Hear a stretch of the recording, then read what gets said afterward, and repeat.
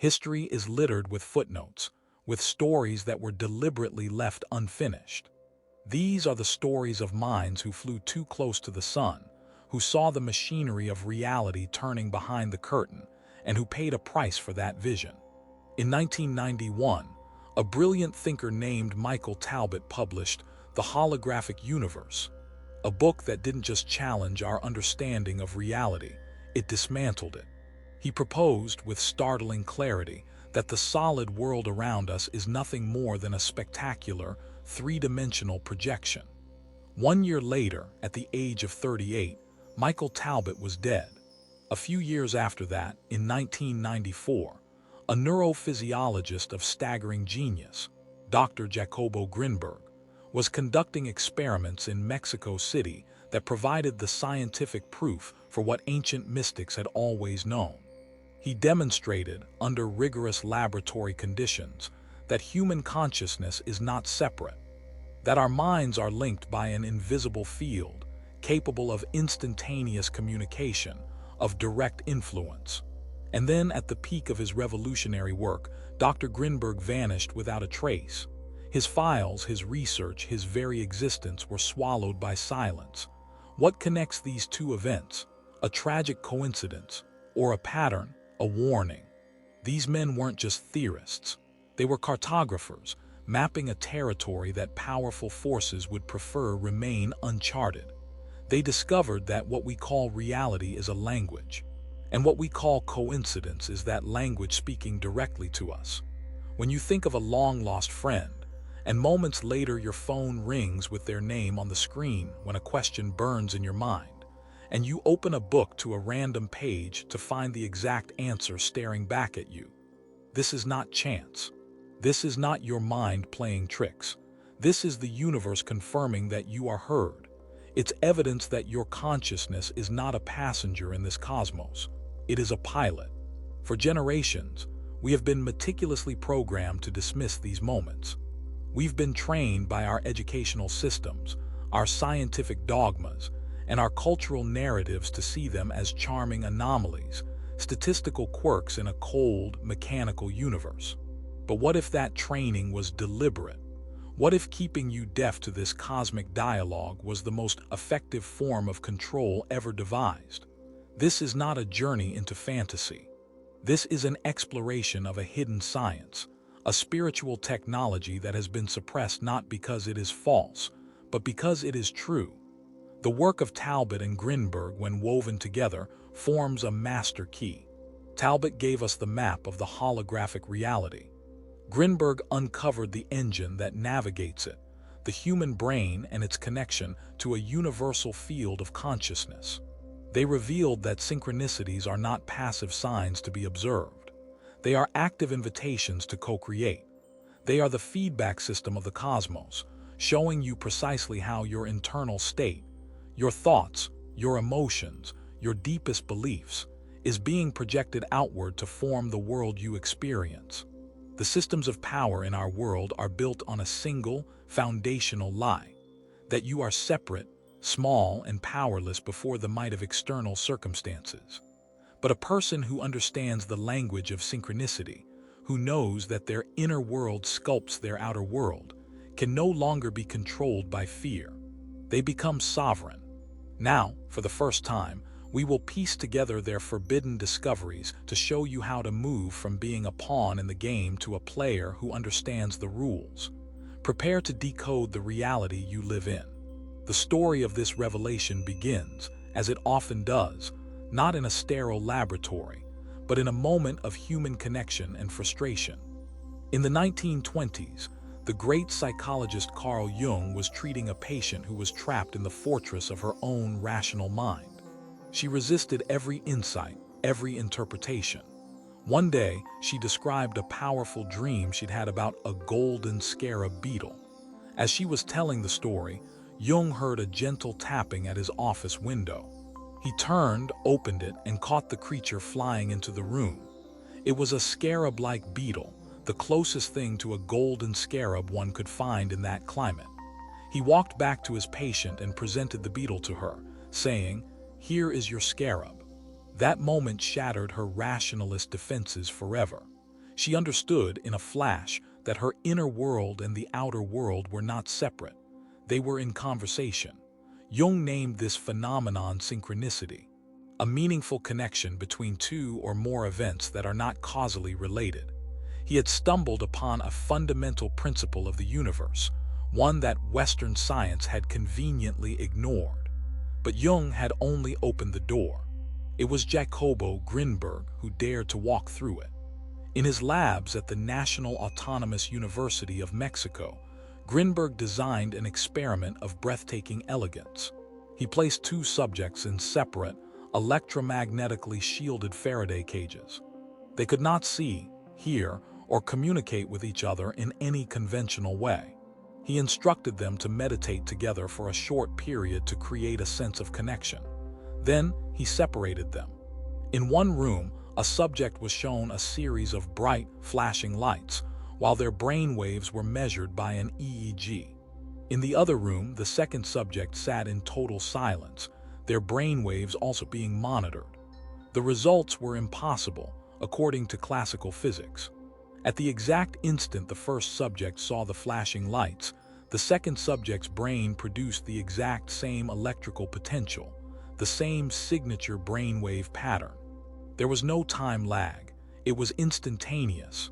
It was as if they were the same mind in two different bodies. Grinberg called this transferred potential. He had found the physical evidence of the invisible network, the neuronal field that connects us all. He proved that at a fundamental level of reality, your consciousness is not contained within your skull. It is non-local. Meanwhile, Michael Talbot was assembling the philosophical and physical framework to explain how such a thing could be possible. Drawing on the work of quantum physicist David Bohm, Talbot argued that the universe operates like a hologram. In a photographic hologram, every single fragment of the film, no matter how small, contains the entire, complete image. If you break it, you don't get a piece of the picture. You get the whole picture, just at a lower resolution. Talbot proposed that reality itself is structured this way.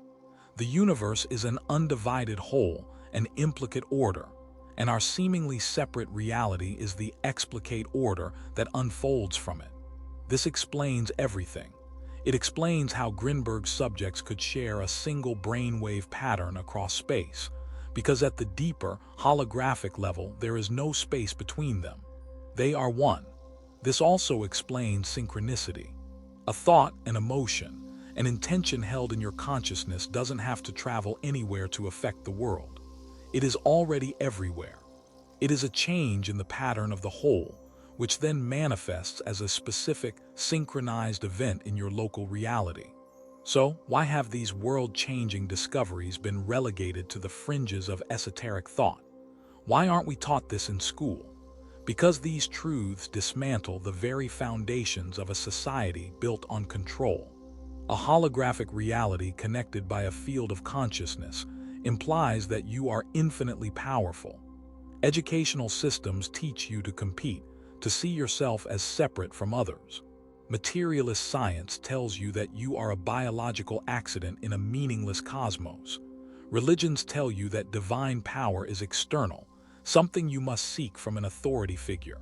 All these narratives serve one purpose: to keep you from realizing that the kingdom of heaven is, and always has been, within you. It is the creative engine of your own consciousness. The moment you grasp this, truly grasp it, you cease to be a consumer of reality and become a creator. You stop looking for answers outside of yourself because you realize you are in direct dialogue with the intelligence of the universe. And that makes you ungovernable. The mechanism through which you sculpt your reality is both profoundly simple and astonishingly sophisticated. It is not about wishful thinking or chanting affirmations in the mirror. It is about physics, the physics of consciousness. This mechanism rests on three foundational pillars, and mastering them is the difference between living a life of quiet desperation and commanding a life of deliberate creation. The first pillar is your energetic signature. Everything you perceive as solid is, at its quantum core, vibrating energy. You are no different. Every single thought you have, Every emotion you feel generates a specific vibrational frequency. This combined frequency is your unique energetic signature, and it broadcasts from you through the neuronal field Grinberg discovered, like a signal from a radio tower. This signature is not determined by the fleeting thoughts you have on the surface. It's determined by the sustained, underlying emotional state that you inhabit most of the time. This is the crucial distinction. You can't trick the universe. Your signature is your truth. High-frequency states, genuine gratitude, unconditional love, profound peace, creative inspiration, create a coherent, powerful signal. This signal resonates with possibilities in the quantum field that are of a similar frequency. When you embody gratitude, the universe doesn't just give you more things to be grateful for. It rearranges itself to present you with opportunities, people, and synchronicities that are a perfect match for that vibration. Solutions appear out of nowhere. The right person calls at the right time. An obstacle you've been fighting against simply dissolves. This isn't magic, it's resonance. Conversely, low-frequency states, chronic fear, persistent resentment, deep-seated anxiety, feelings of scarcity, create a chaotic, incoherent signal. This signal resonates with and attracts experiences that match its nature. You find yourself stuck in traffic when you're already late. You run into the one person you were hoping to avoid. A project at work inexplicably falls apart. You are not being punished. You are simply experiencing the physical manifestation of your own predominant energetic broadcast. The most insidious secret is that our modern society is a low-frequency generator, expertly designed to keep you in a state of anxiety, outrage, and desire, thereby ensuring that you continue to co-create a reality of struggle and limitation. The second pillar is deconstructing the invisible program. Your ability to perceive and interpret synchronicities is not something you need to learn. It is something you must unlearn the conditioning that blocks it. From birth, you are programmed to ignore this cosmic language. In school, you are taught that the world is a collection of separate objects and linear causality is the only law. A child who speaks of a prophetic dream or an invisible friend is quickly taught that it's just their imagination. Organized religions took the concept of miracles, natural synchronistic events, and turned them into rare acts of an external God, creating a system of dependency. You were told the divine speaks only through priests and holy books, not directly to you through the language of your own life.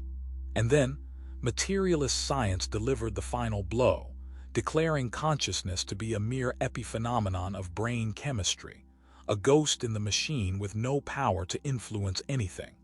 This multi-layered conditioning creates a perceptual filter.